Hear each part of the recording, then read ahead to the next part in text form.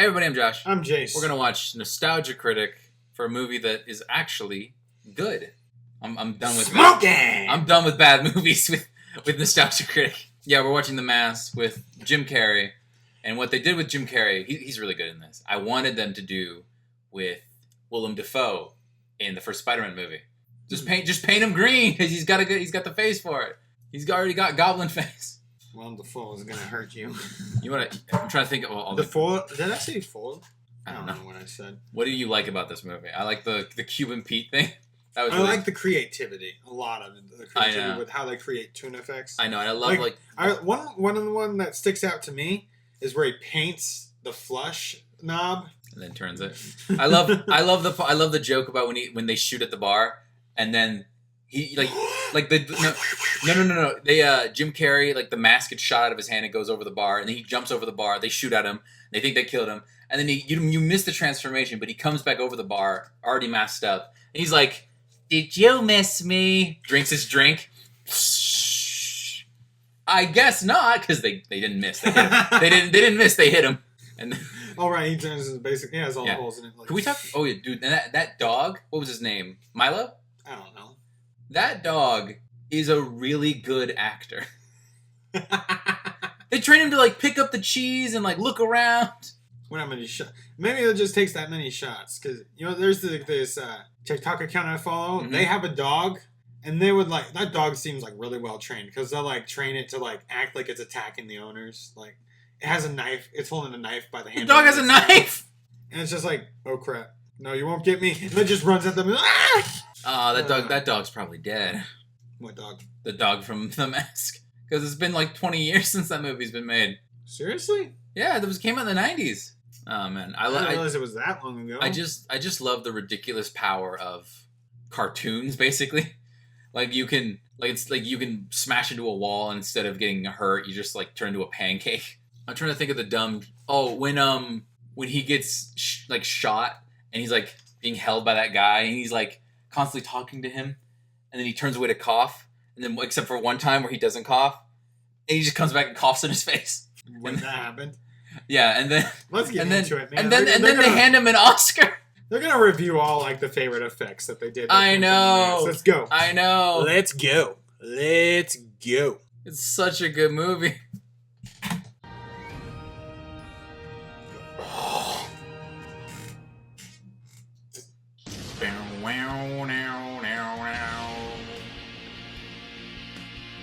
What's the last Nostalgia Critic we watched? Was it Food Fight, or did we do one after Food Fight? No, it was Dark Phoenix, and before that it was Food Fight. God! What a time to... A lot of shitty movies, man. Thank God we're watching something good.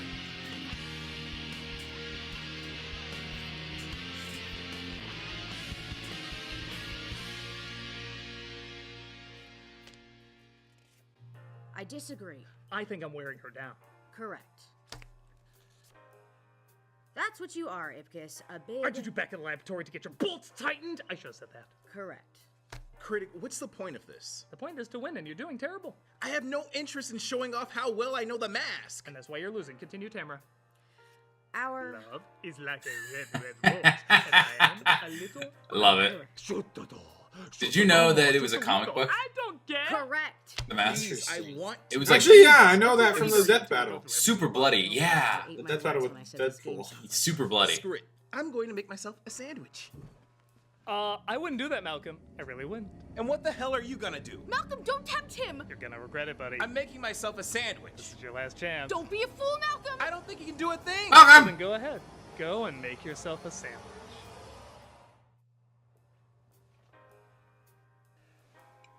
He's right, I got nothing. What am I doing here? I did this to show I really was obsessed with the mask growing up.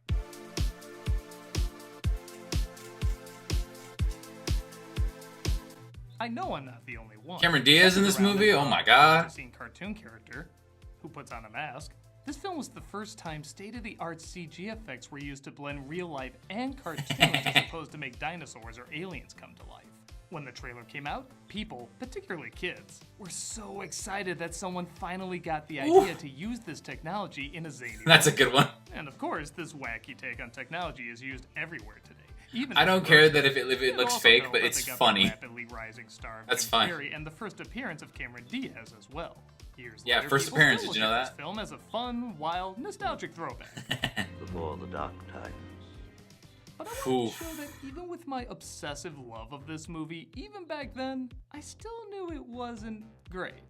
Now, don't worry, I'm not going to pan this film at all. If anything, I'm curious why so much of it still works today. I remember one time I was talking Honestly, about this a movie lot to of it someone, shouldn't. and I say the bad guy's name. I'm like, Weird oh, and then lines and Dorian. standard He's 90s like, that's movies that you were don't really so remember the person's name. Yet so Nobody many remembers the bad guy's name. I was like, I remember. I'm the only one. kind. I guess I wanted to make it clear that even though I adore this movie, I still wanted to look at it objectively, for both its pros and cons. So, now that I think I made my point clear, Hey, Critic, want some of these gooey, messy sandwiches? why yes, that sounds lovely. Let me have it. This is a weirdly anticlimactic episode. Let's take a look at The Mask. I guess I should point out, seeing how I did a whole video on it, that the film is quite different from the comic. The comic is dark, violent, gory as hell, and incredibly mean-spirited. It was fucking great. That's what they wanted to make when they hired director Charles Russell, who brought more comedy to the Nightmare on Elm Street franchise, resulting in a big hit. New Line was hoping for The Mask to be the next Freddy Krueger, but as Russell pointed out, we already had a Freddy Krueger. So he pushed to do something lighter, but still relatively new. In fact, for better or worse, this is one of the perfect examples of transitioning from the aggressive R-rated 80s to the lighthearted PG-13 centered 90s. I'd be lying if I said I didn't want to see the comic on the big screen now with big budgets trying to be more daring. But in the 90s, I can see why they did something more zany and relaxed. With that said, we open with credits rolling over Edge City, which I'm pretty sure Edge is the City? name too, where a scuba diver stumbles across Jumanji but is accidentally taken out, unlocking an ancient mask. He Not was knowing killed? this, Stanley Ipkiss, played of course by Jim Carrey, who got concert tickets for his would-be girlfriend, but she complained she wanted to take her friend with her instead of him. Why don't you just go with your friend? I couldn't do that. No, come on. Boy, do I smell chicken, because cock. That was the most sickening display I've ever seen. I disagree. I think I'm wearing her down. Jim Carrey really is the perfect actor to play this role, not because of his over-the-top flexibility as the Mask, though that is certainly important, but because of his likability as Stanley Ipkiss. That's Most true, actors, too. I think would play this role too boring to contrast the other personality. Carrey himself said he didn't want people fidgeting in their seats saying just get to the mask already. And I still stand by, this is my favorite performance of his, as when he does other roles, it still feels like a performance. A good performance, but still a performance. This just feels like how Jim Carrey probably was. A nice but awkward people pleaser who's very expressive with his face. I also like that he doesn't hold back too much. He's still a little over the top, but in a way you feel like he would be in real life, especially given his obsession with cartoons. I firmly stand by it. If this didn't work, the movie wouldn't work. This is fortunate as he and his comic relief Charlie almost impressively have no chemistry together. Hold Really? the phone. Killer at 3 o'clock. I never noticed it before, but these supposed best friends come off more like, well, actors who just met for the first time on set. Tonight, I'm gonna take you on a love safari, deep into the darkest heart of the urban jungle. Tell me more, Buana. They're not awful, they're not even so bad they're funny, they just leave no impression as a comic duo. That aged great. Thankfully, the chemistry isn't focused on them as much as Carrey and then former newcomer, Cameron Diaz. She plays Tina, a charming singer pretending to open an account when really she's a friend for a mob boss. What does Nico have to say about all this? Things Oh, that's First we take the back. the guy from T2, I think, right? And my friends. That's the guy who plays Cyborg's dad.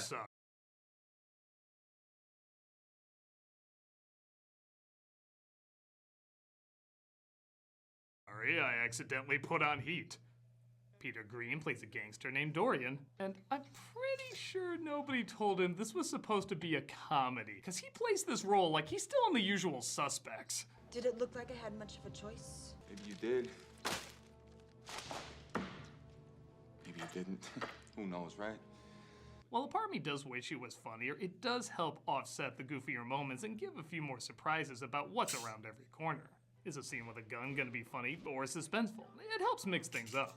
Speaking of which, Stanley's repair shop lies about his car being ready, so they give him Fosse Studebaker to go to Dorian's club with his friends. He gets separated from them though and doesn't mix well with security, causing Dorian to say lose him twice. No, but my friends are on the inside. Lose them. Hey, come on now, guys. He's been talking like that ever since he did that job with Johnny 2 times. I'm gonna go get the papers. Things get worse when a car It's weird that they just go straight to black like that. I thought they. Did you get my splash? I slipped the driver a 20 to do that. Humiliated at the club, his car breaks down at a bridge where he stumbles across the ancient mask. When he gets home, we see he's quite the cartoon nut, which, as I mentioned before, is cleverly worked in and arguably does explain his expressive faces. But they're given a massive makeover when he puts on the mask and transforms into the villain from the Care Bears movie. Smokey! So fun fact, Carrey apparently improvised that line as the original was snazzy. Snazzy! I can't even finish it. You know What? It's so bad. This is also where we get the intro of the photorealistic cartoon effects, which not only hold up pretty well, all things considered, but Carrey's performance does truly embrace them. This was new territory for effects like this, and he has no idea if they're gonna look good or not. But his acting never shows he has any doubt in them. If he's told his eyes are popping out in a scene, he does his damnedest to act like his eyes are popping out in a scene. That's impressive. I know, right? I thought you'd all like to know, by the way, these scenes have... Remember from the death battle, he can just say no to damage. Oh, man. Some of these moments are taken directly from the comic, like the balloon animal scene where he makes a Tommy gun, and the revenge he takes on the car mechanics. But instead of having cute little visual jokes on top of the punchline, they just die. A kid show came from this. Stanley is questioned by both... Yeah, you know about that, the animated series? I did not know about that. And a reporter named Peggy, played by Amy Yasbeck. May I be of some assistance? Stanley Ipkiss. Oh, hi. This guy exits every scene like he's gonna go jerk off in the corner. While interviewing him about the repair shop incident, Peggy discovers that Stanley wrote a letter to her that got published. You know, this is like, we talk a lot about how animation is kind of underrated. This is the kind of story where you want it to be live action, so it shows that the way that the mask interacts. Break down to one's a reporter and one's with the mob. This makes the twist all the more funny when you discover it's the other way around. But the movie has to remind you, oh yeah, it's a bizarre crime drama too. The cops tried to shut the club down this morning. How much would that hurt? 5 yards. Add a rope with a tennis ball hitting his testicles, and this would totally be a James Bond torture. I'm like, that's such a weird torture because no no one knows what that feels like. Oh. Alright, Miss Diaz, for your first film role, you're gonna take your leading man's head, turn it to the side, and lick his ear like your stardom is deep inside it. You sure this wasn't a Weinstein production? This gives him the urge to put on the mask again, but he needs money, so he drops by the bank Dorian's men were robbing that night. The bank that you work at? Tasmanian devil out of here. They have a look like, oh, it's that kind of movie. I thought this was a sequel to Donnie Brasco. He shows up to the club to hear Tina sing, gives one of the few effects that doesn't hold up that great, and dances to the song you're almost all-star sick of, but not quite. I guess this is as good a time as any to say the soundtrack is fucking great. People always single out this and Cuban Pete, but honestly, every song is really fantastic in this. The director said he wanted the city to really come to life at night, as the mask could only come to life at night. So he wanted it to be a very nightclub song. Oh yeah, I forgot about that. The mask can only work at night. Really? Yeah, he tries to put it on during the day and it doesn't work. Swing and R&B, they surprisingly really go together and help already entertaining scenes explode with even more energy. I mean, every song in this is hummable as hell. Remember in Son of the Mask, he came home and the managed to mask have a came good off in the time middle with of the his night. wife. It was off in the morning. The soundtrack in this really sets the mood for the movie, don't you agree? For whatever reason, this quote-unquote death scene cracks me the hell Hold my hand. Tell Tony Tim I won't be coming home this Christmas. I can't even explain why. Maybe because this guy is supposed to look sad that he's dead while Carrey is aggressively manhandling him during his supposed final moments. Pardon me. Pardon? Well, that's the closest to it. I love that Dorian that gets all nervous. He's like fixing his hair. Like one is Dorian straightning his hair when he discovers he's suddenly being watched, and the other is Carrey exiting the wrong way, like so many winners do on award shows. Hey, Calloway. Better call that high-priced lawyer of yours, Terrell. You and I are going downtown for a little chat. We just threatened people with guns and fired him in public. He got nothing on us. Once it's revealed that the mask robbed the bank, Dorian is set loose and puts out a hit on the Green Menace. 50 grand to the man who finds that green-faced son of a bitch before the cops do. I want you to get the word out to every street hustler, to every lowlife in this town. I want you to hit up every 90s gangster in black suits driving black cars using this voice.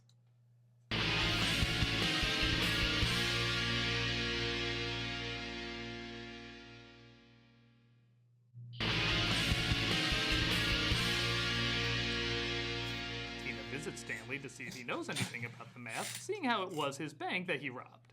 Anyone find out who he is? Why are you interested? Thanks for everything, Stanley. You'd like to see him again, wouldn't you? Anyone else get a serial killer vibe from that look? You'd like to see him again, wouldn't you? Ew. Oh. I'd like to see you too. All of you. He puts the lotion on his skin! He takes his mask to a professor, played by Ben Stein, who connects it back to the ancient trickster, Loki. Possibly a representative Loki! of one of the Norse night gods. Maybe Loki. Who's Loki? Loki is bank. Stein's underacting perfectly offsets Carrey's overacting. And I legit love that nobody figures out because Loki is a night god it would only work at night. So this reaction is always a surprise and gets a big laugh. This is why I don't believe in evolution. You have the pickle relish? Doyle, get in the car. But I ordered onion rings. Doyle! I should point out, this is the very sudden beginning of Calloway and his assistant Doyle doing the smart cop, dumb cop routine. At first, Doyle is just a normal guy. He talks with Calloway like anyone else would. Well, we got some fingerprints on some of the currency, but nothing matches Terrell's men.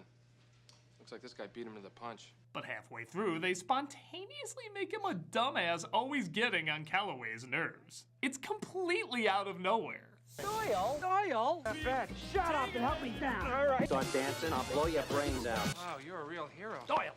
It'd be like if Timon and Pumbaa halfway through Lion King changed gears and became a no-nonsense cop duo. It'd be out of left field, but kind of funny too.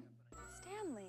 Stanley meets Tina at Landfill Park. The city is so close to having a strong identity. But he changes into the mask, much to her delight, confusion, fear. It's a little hard to get a read on her in these scenes.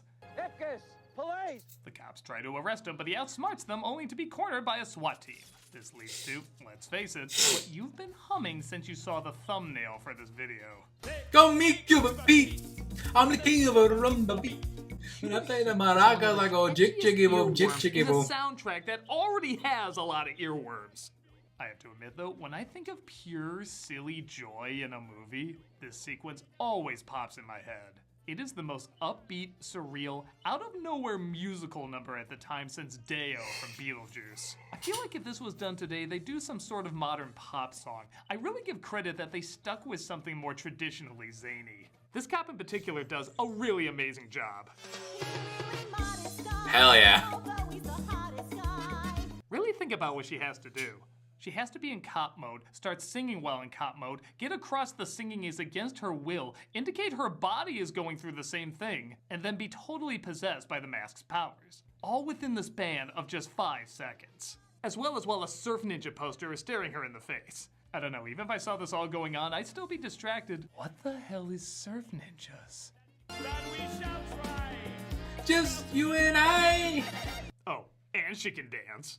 For not even having a minute of screen time, that cop leaves quite an impression. I know. Who is she? She's so good. Stanley finds a corner and takes the mask off. I never understood why.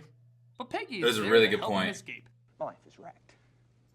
Stanley opens up to Peggy, who at first seems sympathetic, but as mentioned, she was working for Dorian. What are you doing? You really are a great guy. I just can't lose my condo. If it makes you feel any better, Stanley, I don't think sex with her would have worked out anyway. What the fuck is that?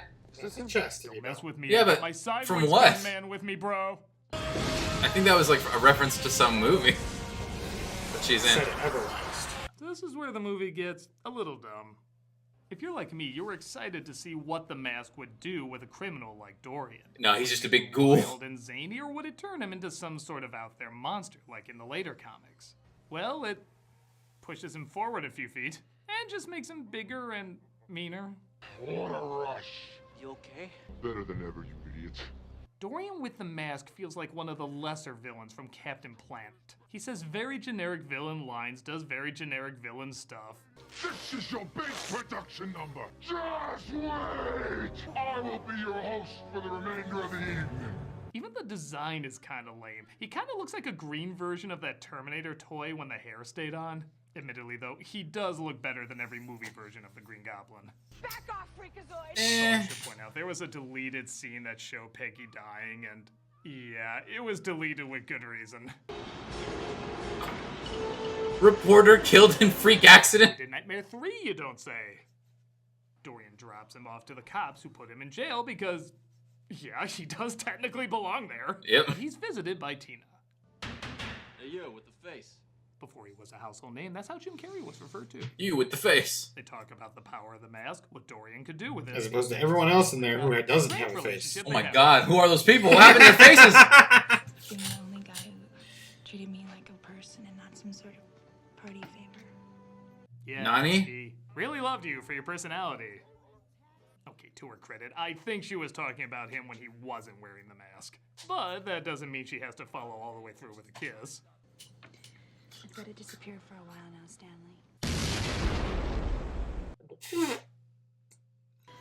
Baby, there you are. I needed someone to tell me how stupid my suit was. You playing a little trip without me, baby? No. Jesus, it's the mask! Peter Green is like, what? I read the comic. Oh, we forgot to have that talk. Yes, that's the kind of movie we're making. Oh, that's a funny analogy. Don't kill me. Stanley uses his dog Milo to get the keys from the cops, and I gotta say, as animal actors go, Milo is one of the best in cinematic history. They haven't mentioned him in This the dog whole has review. so much personality and is so ridiculously well trained. You open the door! Down. And get the keys. Go on. Over there. Over there. If there was like an animal Oscars, he would totally get an award that year. Oh. Stanley gets out, taking Calloway with him. It may be one of the best Doyle reactions in the movie. Well, that invites no follow-ups, as Dorian gets revenge on his boss and plans to blow up the nightclub. Blow it! Giant piggy bank? Talking to her, but that works too. Damn it. Stanley is captured, but Tina has a plan of her own. There's no time for last request. It's really dumb that this works, by the way. Can we acknowledge that? I really didn't need to see masked Dorian's thirst face. Nobody ever kissed me like Dorian, Tyrell. You know, I saw this in every Saturday morning show ever made, but I doubt it'll end the same way those did. Oh, crap! He's a good boy. He gets the mask and puts it on. That's a good boy. Actor, no CG was used in the filming of these scenes. Shut the fuck up. He gets the mask back on, resulting in a weird jump cut that always drove me a little crazy. Oh. I've seen this film too much. And he uses his power to get rid of the bomb and Dorian as well. Spicy meatball. That might be the one time Carrey didn't know what face to have for a scene. He has a look like, you took the last French cruller, and I am not gonna let you forget about it.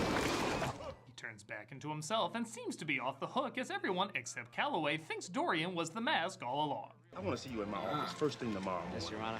Boy, that doesn't sound good at all. Oh, it doesn't sound good. What would sound good to you? Breakfast. Shut up! They drive to the bridge where the mask was found and decide to get rid of it for good. You sure you know what you're doing, buddy? I'm sure. It's time to give Jamie Kennedy a chance to ruin his career. The mask is tossed over, but not before Charlie goes diving in after it. Yeah, why did you get rid of it? That's... Snazzy! Yeah, that still would have sounded awful. And that was The Mask. By no means perfect, but the parts that worked are insanely likable. Fuck yeah. A lot of that is around Jim Carrey, both as the Smoke Mask, it! but especially Stanley Ipkiss. He gives an energized yet unique spin on the lovable loser that I feel actors have borrowed from since this film came out. But on top I know, on top of that, he's not mostly boring hold as the up. It's punching colorful, bag, you know has what I a mean? great soundtrack. At times can be awkward, but I feel like that can slide because the film is so focused on giving you a good time. It's a corny, old-fashioned good time, but a good time nonetheless. So whether you obsessed over it like I did when you were a kid, maybe hated it as an adult, or were just indifferent to it, there's definitely stuff about it that's a little clunky, but a lot more that holds real merit. It's never too late to go back and give yourself another smoking good time. Oh yeah? If you're such a super fan of the movie, what friend of Jim Carrey was also considered for the role? What does it matter? Clearly no one would be better for the part. Tommy Wiseau. Not even Nicolas Cage?